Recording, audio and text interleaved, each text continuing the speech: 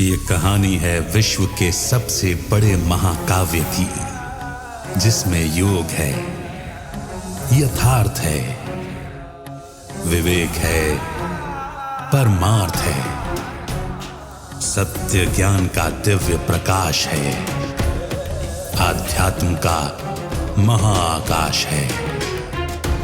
ये दर्पण है हर मन के विवाद का, दृश्य है आत्मा और परमात्मा के संवाद का, मानवता का होता है जिससे उद्धार। यही है सच्ची गीता सार, अंधकार से प्रकाश की ओर।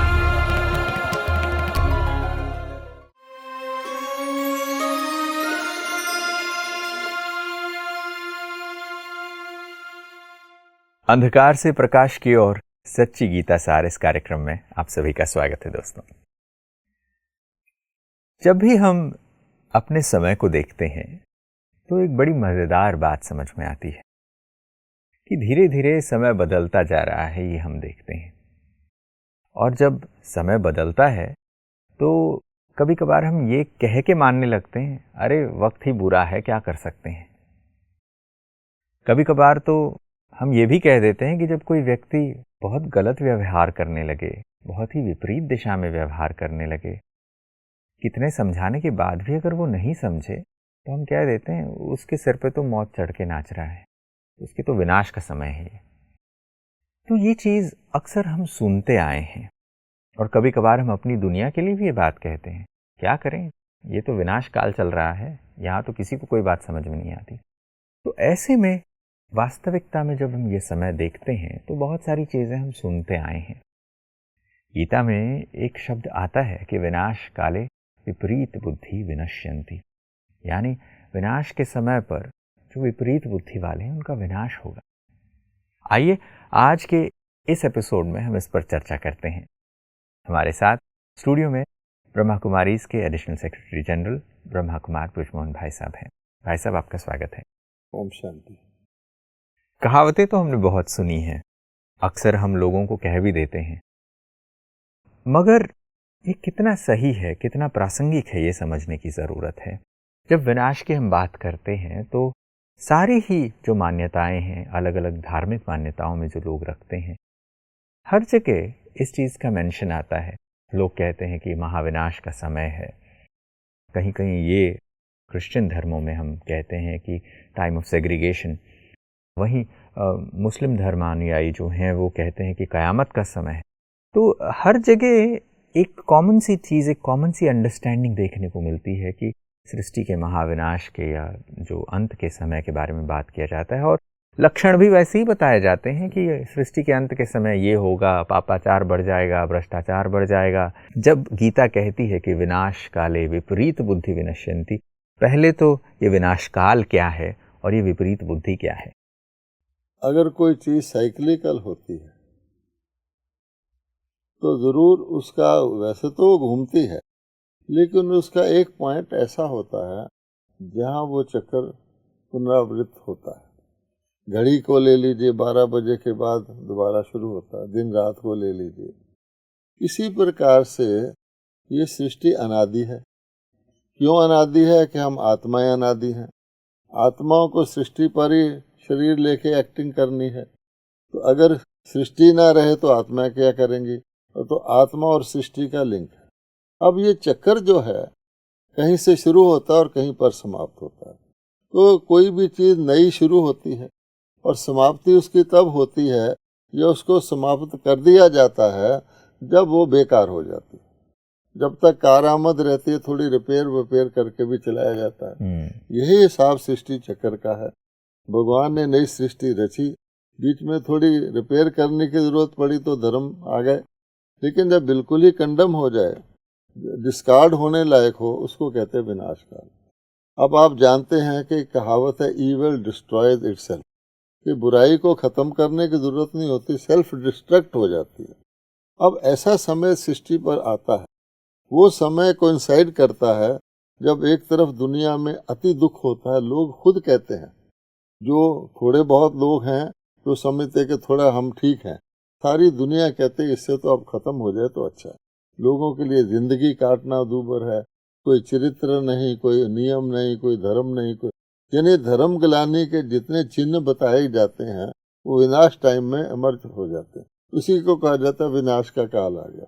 वो चिन्ह सारे आज की दुनिया में भी प्रकट है। अब जब वो विनाश काल आता है तो क्या होता है कि बुद्धि जिसका काम होता है हमें गाइड करना, राइट रॉन्ग की पहचान देना, वो बुद्धि मारी जाती है। कहा जाता है जब बुरे दिन आते हैं तो अकल मारी जाती है। कहते हैं ना तेरी बुद्धि मारी गई। अब देखिए तमाशा, आज की दुनिया को ले ले। आपने कहा विपरीत बुद्धि कौन होते हैं? परमात्मा, स्पिरिचुअलिटी, उसको तो भूल ही गए हैं। वो समझते ये चीजें तो लागू ही नहीं होती, ये तो कोई भूतकाल की चीज है, पुराने वक्त बाबा आदम के जमाने की चीज। आज जो देखते हैं वो समझते हैं कि ताकत जिसके पास है, माइट इज राइट। भगवान ने दुनिया शुरू की, राइट इज माइट, बीच में है राइट इज राइट, और अब वो कहते हैं might is right, rule of jungle. उसका नतीजा क्या है कि शक्ति को धारण करते करते करते मनुष्य ने परमाणु शस्त्र बना लिए। अच्छा, परमाणु शस्त्र बना लिए कि भाई इससे तो सब डरेंगे। फिर उन शस्त्रों को भी पैसा बहुत कमा सकते हैं उसमें। आजकल दुनिया में सबसे ज्यादा व्यापार शस्त्रों का है, बहुत महंगे बेचते हैं। तो जो बनाए तो उससे बढ़िया बनाने, क्योंकि दो पार्टियां बना रही, हमेशा जब द्वैत आती है तो कंपटीशन हो जाता है। एक बनाता है, दूसरा बनाता है। एक ने बनाया, उसने उससे बढ़िया बना लिया, अब इसके लिए ऑब्सोलीट हो गया, तो क्या करे, उसको अन्य देशों को बेच दिया। और अन्य देश भी सोचते हम बना तो सकते नहीं, महंगा करके खरीद। तो दुनिया में प्रोलिफिकेशन होगी न्यूक्लियर, और अपने लिए और बढ़िया, उससे बढ़िया बनाते बनाते बनाते बनाते। सोचने की बात, अकलमंद लोग हैं, ये कोई लड्डू तो नहीं बना रहे हैं। और क्या इससे शांति होगी? तो इसको कहा जाता है विनाश काले विपरीत बुद्धि। यानी प्रैक्टिकली देखना हो कि यही विनाश लाएंगे। विनाश कौन लाएगा? खुद ही लाएंगे। शास्त्रों में लिखा हुआ है, यादवों ने पेट से मूसल निकाले, अपने कुल का विनाश कर लिया। पेट कहते हैं बुद्धि को, कहते हैं ना इसके पेट में ये बात नहीं छिपती, अर्थात तो अपनी बुद्धि से मिसाइल्स निकाले। शास्त्रों में मूसल लिखा हुआ है।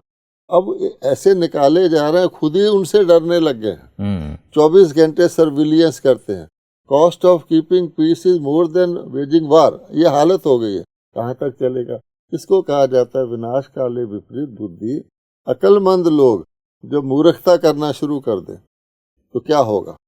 फिर आप पीस कॉन्फ्रेंसेस करते हैं, यूनाइटेड नेशन, कुछ चलता नहीं है, क्योंकि बुद्धि जिसको कहते हैं ना शैतानी बुद्धि, वो देवताई बुद्धि थी, ये शैतानी बुद्धि होगी। इसलिए कहावत है कि विनाश काल में व्यक्ति अपना ही लिए खड्डा खोदता है।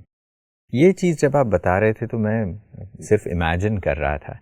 अब सेकेंड वर्ल्ड वॉर को हुए 50-60 साल के ऊपर होने को आ गए, मगर हम देखते जा रहे हैं कि एक बड़ा विश्व युद्ध तो नहीं हो रहा, मगर विश्व में संग्राम थमने का नाम नहीं ले रहे हैं। छोटे छोटे स्केल्स पे हर जगह, देशों में, यहाँ वहाँ, पड़ोसी मुल्कों में ये कॉन्फ्लिक्ट चलते आ रहे हैं। और धीरे धीरे कॉन्फ्लिक्ट्स की संख्या आज अगर हम देखें तो विश्व में आज सबसे ज्यादा कॉन्फ्लिक्ट्स चल रहे हैं, आर्म्ड कॉन्फ्लिक्ट्स चल रहे हैं। बिल्कुल, और ये इसलिए रुका हुआ है, लल बिफोर द स्टॉर्म जैसे कहते हैं, कि उनको पता है कि जब ये शुरू हुआ तो विनाश ही हो जाएगा, इसलिए रुका हुआ। लेकिन कहाँ तक रोकेंगे? अपने हाथ से ही चारों तरफ बैरूद फैला दिया है, और कोई ना कोई मिस्टेक से भी हो जाए तो खत्म हो जाएगा। तो ये जिद करता है भगवान, इसीलिए कहता है विनाश काले विपरीत बुद्धि विनशंति, इनका तो विनाश होना ही है। ये इसके बाद जो आगे की लाइन आती है गीता में कि विनाश काले प्रीत बुद्धि विजयंती की जब बात आती है, जब हम देखते हैं कि विनाश के समय या तो सभी लोगों की ही बुद्धि विपरीत हो जाती है, विनाश के समय पर कोई प्रीत बुद्धि रख सकता है? अगर प्रीत बुद्धि है तो किसके साथ प्रीत बुद्धि है? तो देखिए, विनाश काल के वक्त ही पिता के भगवान का अवतरण होता है। भगवान कहते हैं, क्या कहते हैं कि जब बिल्कुल ही सत्यानाश हो जाता है, उससे थोड़ा पहले मेरे को इतना पुकारते हैं, चीखो पुकार, हर प्रकार से कोशिश कर रहे हैं कि हम सुख पाएं, लेकिन जितना उसमें उलझते हैं दुख ही दुख है। यानी विश्व सर्कल ही ऐसा बन गया है कि शोषण हो रहा है। गरीब को आप जाके देखेंगे तो शाम को खाने को नहीं, लोगों के चेहरे सूखे हुए हैं, ऐसे जैसे मजबूरी से जी रहे हैं, क्योंकि उनको जीना पड़ रहा है। तो ऐसे वक्त पर भगवान को तरस आता है। वो कहते हैं कि कारण क्या है, कि बेसिक बात तो वो भूल गए, स्पिरिचुअलिटी को भूल गए, cause of reason for happiness को भूल गए, गलत ढंग चीज को हैप्पीनेस मानने लग गए। अब कोई शराब पी के हाहा करना शुरू कर दे, स्पिरिचुअलिटी कहती है माइंड कंट्रोल से आपका जीवन अच्छा होता है, वो माइंड को आउट ऑफ कंट्रोल करके समझते हमारा जीवन अच्छा होता है। विपरीत बुद्धि तो है ना, कितनी देर के लिए अच्छा होता है। इसलिए भगवान का अवतरण भी उसी समय होता है। और परमात्मा के साथ जो प्रीत रखते हैं, यानी जो ये पहचान लेते हैं कि ये रास्ता तो विनाश की तरफ जा रहा है और कोई बचाने वाला है तो भगवान है, और वो उसके साथ प्रीत रखते हैं, उसको कहा जाता है विनाश काले परमात्मा से प्रीत रख, यानी उस विपरीत बुद्धि छोड़कर भगवान की तरफ हो जाते। आप सामने महाभारत सीन लाइए कि थोड़े से थे जो भगवान के साथ हुए, उनको ऑफर किया गया तुमने मुझे लेना है, ये मेरी सेना को लेना है। उनकी अकल ही ऐसी थी कि सेना से हम जीत जाएंगे, जैसे आज है कि हम अपने एटॉमिक बल से जीत जाएंगे, और उसने कहा मुझे लो, तो थोड़े से थे पहचाना, तो वो प्रीत बुद्धि कहला। परमात्मा फिर उनको बेसिक कॉज बता के उनका सारा दुख दूर कर देता है, उनके लिए एकदम टोटली एक नई दुनिया जिसको विजयंती कहा जाता है, इस सारे खेल में वो हार जाते हैं और वो जीत जाते हैं। प्रीत बुद्धि विजयंती कहा जाता है। विजय का मतलब ही होता है कि अगर आप जीतते हो, अगर आप कुछ जीतते हो तो रिटर्न में कुछ मिलना चाहिए। किस चीज को जीतते हो ये भी पता चलना चाहिए। जी हाँ, आपने विष्णु की माला का सुना होगा, विजयंती माला का सुना होगा। लोग माला फेरते हैं, क्यों फेरते हैं, किसकी माला है, आखिरकार वो कैसे बन गई, अंदर उसके धागा है, अलग अलग मन के हैं, और उसको माला फेरने को पुण्य मानते हैं। ऐसे विजयंती लोगों के सिमरन करने से उनको खुशी होती है, कुछ प्राप्ति होती है, वो क्या होंगे, तो जो भगवान का साथ देंगे तो उनको कुछ तो प्राप्ति होगी। इसलिए भगवान कहते हैं कि दुनिया मैंने, परमात्मा ने विष्णुपुरी बनाई थी। अब विष्णुपुरी के सिंबल हैं श्री लक्ष्मी श्री नारायण।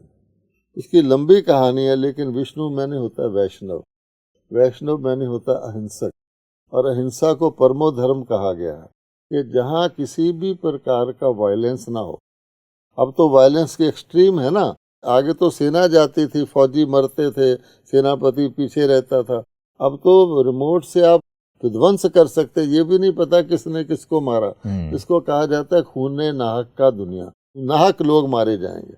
ऐसी दुनिया में से परमात्मा निकाल करके और उनको दुनिया का मालिक बना दे। ये समझते हैं हम दुनिया के मालिक बन जाएंगे, लेकिन कभी भी वायलेंस से कोई दुनिया का मालिक नहीं बना, नॉन वायलेंस से दुनिया के मालिक बने हैं। क्योंकि इतिहास बताता है कि भारत के जो रूलर्स थे, देवी देवताओं चक्रवर्ती रूलर थे, विश्व रूलर थे। श्री लक्ष्मी श्री नारायण के ज़माने में और कोई राजा नहीं था, बल्कि वजीर भी नहीं होते थे। श्री राम सीता के ज़माने में जो राम राज था, और कोई राजा नहीं होता था। इन्होंने कहानी बना दी है कि राम के ज़माने में रावण था, आदि आदि। 10 सिर वाला आदमी आपने कभी देखा है? वो सिंबॉलिक है। कहने का भाव ये है कि जिन आत्माओं को परमात्मा स्पिरिचुअलाइज करके उनको परफेक्ट, उनके अंदर जो ईश्वरी शक्तियां हैं, दैवी शक्तियां, देवियों के रूप में जो शक्तियां दिखाते हैं वो फिजिकल दिखाते हैं दैवी। तो दैवी शक्तियां, आप गीता पढ़ेंगे आपको हैरानी होगी कि जब भी पांडवों का मारा जाएगा तो कहेंगे इन्होंने दिव्य अस्त्र चलाए, दिव्य शंख बजाए। लोग पढ़ के छोड़ देते हैं, उन्होंने भी शंख बजाया, उन्होंने भी शंख बजाए। गौर से पढ़ेंगे तो लिखा होगा कि दिव्य शंख बजाए, उन्होंने अपने शंख में दिव्य शस्त्र चलाए। तो दिव्य शस्त्र को लड़ाई के नहीं होते। अगर आप मोटे रूप से और भगवान की गीता को देखें, गीता एक आध्यात्मिक ग्रंथ है जिसमें केवल आत्मा का जिक्र किया गया है, आत्मा और परमात्मा का। अब जब वो कहते हैं मारो लड़ो ये वो, शरीर तो है ही नहीं, तो जो जितनी लड़ाई है वो आध्यात्मिक है। इसलिए कई लोग कहते हैं कि ये तो मानसिक लड़ाई है, काम क्रोध। सच्ची बात है कि टोटल जब दोनों एक्टर ही आत्मा और परमात्मा हैं, भगवान कहेगा इसको मारो, इसको दबाओ, इसको ये करो, तो वहाँ शारीरिक मारने की तो बात ही नहीं आती। लेकिन इसको लोग समझते नहीं। तब भगवान कहता है कि मैंने जो विजय पहनाई वो विजय इस प्रकार की थी कि जिस दुनिया को जीतने के लिए विनाश काले विपरीत बुद्धि ने उल्टा रास्ता अपनाया और उनका तो विनाश हो गया, उसी दुनिया को भगवान कहता है बिना शस्त्र चलाए, बिना एक तीर चलाए भगवान उस दुनिया के मालिक बना देता है। अर्थात कलयुग के बाद जो सतयुग आता है उसमें कौन होता है? आखिर सतयुग में जो श्री लक्ष्मी श्री नारायण देवी देवता हैं उनको भी तो राज्य मिला ना, ऐसे थोड़ी मिल गया आसमान से टपके और राज्य मिल गया। उनके अंदर भी तो कुछ क्वालिफिकेशन है ना, तो क्वालिफिकेशन उन्होंने कहाँ ग्रहण किए? पिछले जन्म में वो क्या थे? तो इसलिए जो गीता के अंदर कहा गया आसुरी संपदा या दैवी संपदा या प्रीत बुद्धि और विपरीत बुद्धि, उसके बीच में एक चीज मिसिंग है, वो है ईश्वरी संपदा। आसुरी संपदा दैवी संपदा दो हैं, लेकिन आसुरी तो खत्म होगी, बुराई तो खत्म होती। आसुरी को दैवी कैसे अचानक थोड़ी बन गई? ईश्वरी संपदा। इसी प्रकार से प्रीत बुद्धि बीच में भगवान ने आके विपरीत बुद्धि को कन्वर्ट करके प्रीत बुद्धि बनाया और उनको जहाँ कहा जाता है कि नर से श्री नारायण, नारी से श्री लक्ष्मी पद, वो एक सिंबॉलिक है, यानी यथा राजा तथा प्रजा देवी देवताओं की दुनिया स्थापित होती है। तो आध्यात्मिक ज्ञान जो भगवान देता है उससे मनुष्य देवता बनता है, और जो उसके विपरीत जाता है वो विनाश को प्राप्त हो जाता है। आत्मा तो नहीं उसकी मरती, तो परमात्मा उनको फिर परम धाम में वापस क़यामत में भेज देते हैं। जब उनका अगले साइकिल में पार्ट आएगा तो फिर आएंगे। जब आप ये प्रीत बुद्धि की बात कह रहे थे कि ये बीच में एक ईश्वरीय संपदा है, ये परमात्मा आकर इस परिवर्तन का कार्य कराते हैं कि आसुरी संपदा जो है उसे दैवी बनाते हैं, तो ये प्रीत बुद्धि वाले कैसे पहचानते हैं? पता भी तो चले कैसे ये काम होता है, कैसे ये परिवर्तन का कार्य होता है। ये सारा कोई भगवत गीता को इस दृष्टिकोण से पढ़े तो उसमें सब कुछ वर्णित है। हम कोई नई बात नहीं बताते, क्योंकि सच्ची गीता सार सुनाते हैं। गीता के भगवान ने पहले भी गीता सुनाई थी, सच्ची गीता सुनाई थी, तो मनुष्यों में परिवर्तन आया था। बाद में उसका यादगार ग्रंथ लिखा गया। जैसे हर चीज़ का कोई यादगार होता है ना, इंडिपेंडेंस हो गई तो इंडिपेंडेंस डे मनाते रहते हैं, पर वो तो यादगार ही है ना, उससे कोई इंडिपेंडेंस थोड़ी ले लेगा। इसी प्रकार का यादगार ग्रंथ है। लेकिन इसमें भी अगर आप जोड़ें जिग्सा पजल की तरह तो आपको मिलेगा। अब भगवान ने आकर के पहले क्या किया? पहली बात तो ये कि मनुष्य शरीरधारी हैं।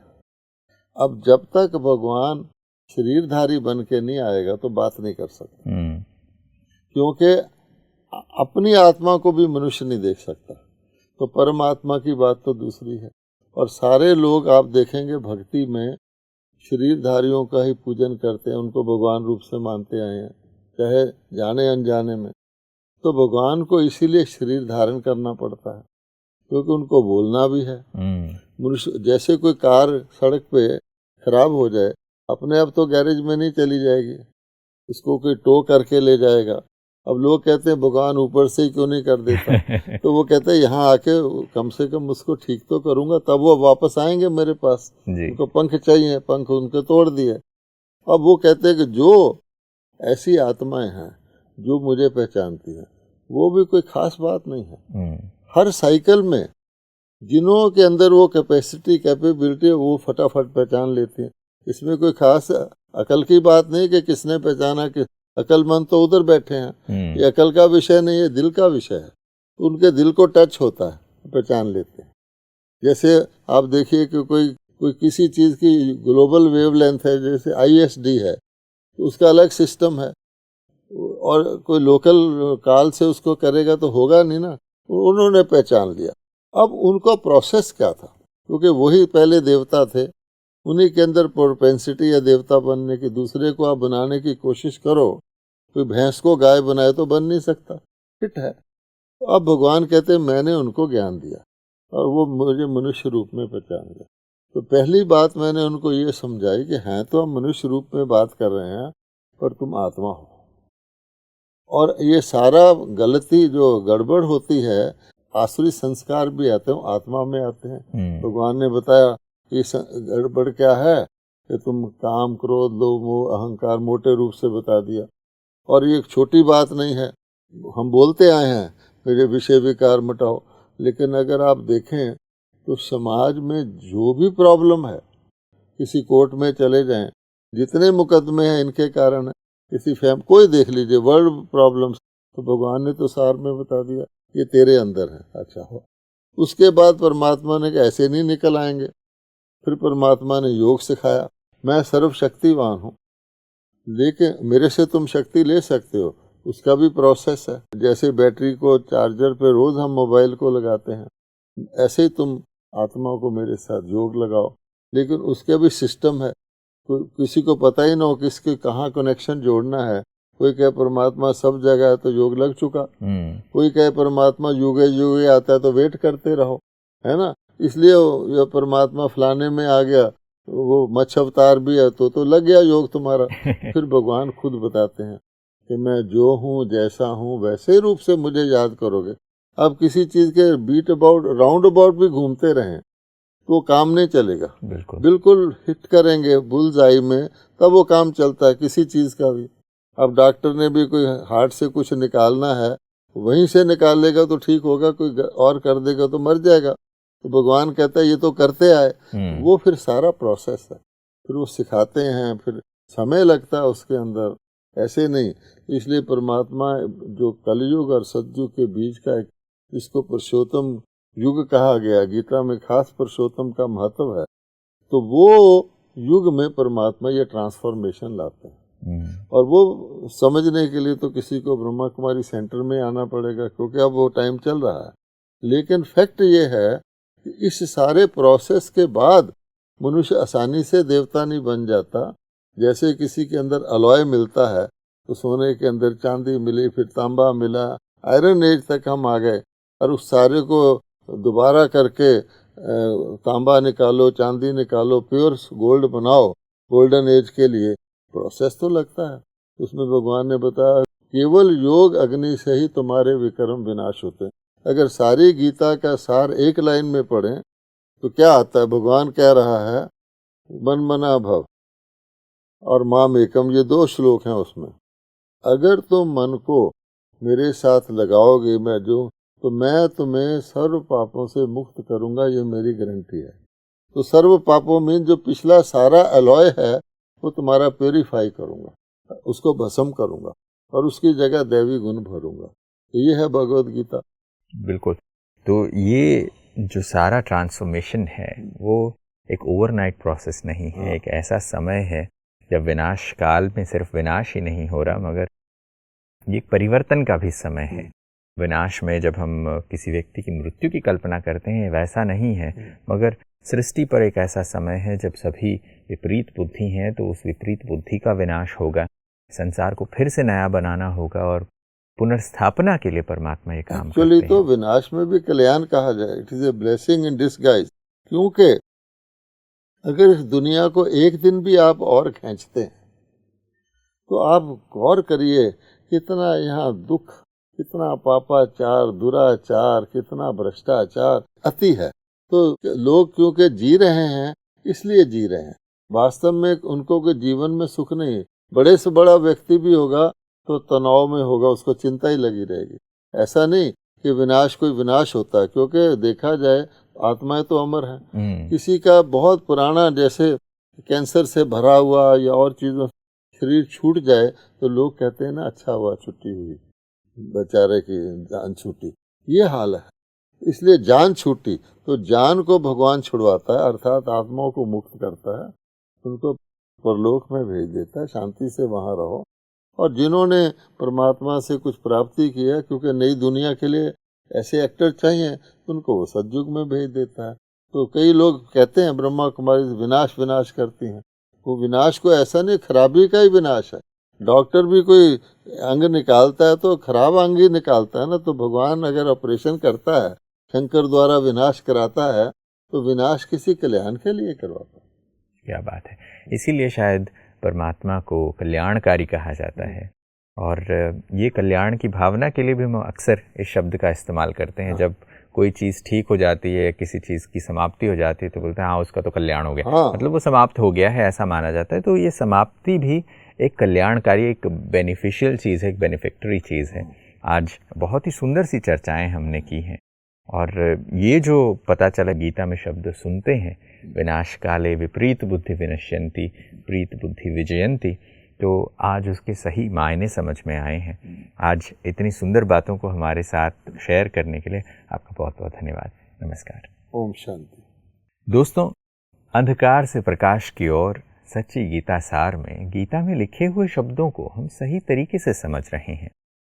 और अगर वो परिवर्तन का समय है, जब हम विनाश काल देख रहे हैं, मनुष्यों की बुद्धि विपरीत नजर आ रही है, जब हमें लगता है कि कॉमन सी चीज़ें, अगर अच्छी चीज़ें भी शेयर की जाती हैं तो लोग समझ नहीं पाते, उसके विपरीत ही काम करने लगते हैं, ऐसे समय पर परमात्मा फिर से वो सच्चा ज्ञान देते हैं जिससे बुद्धि प्रीत बुद्धि हो सके, विपरीत से परमात्मा के साथ प्रीत जोड़ा जा सके। योग के शास्त्र गीता से जुड़े हुए अनेक रोचक तथ्य हम आगे भी सुनते रहेंगे। आज आप सभी हमारे साथ जुड़े, इसके लिए आपका बहुत बहुत धन्यवाद। अगले एपिसोड में फिर मिलेंगे, तब तक के लिए नमस्कार।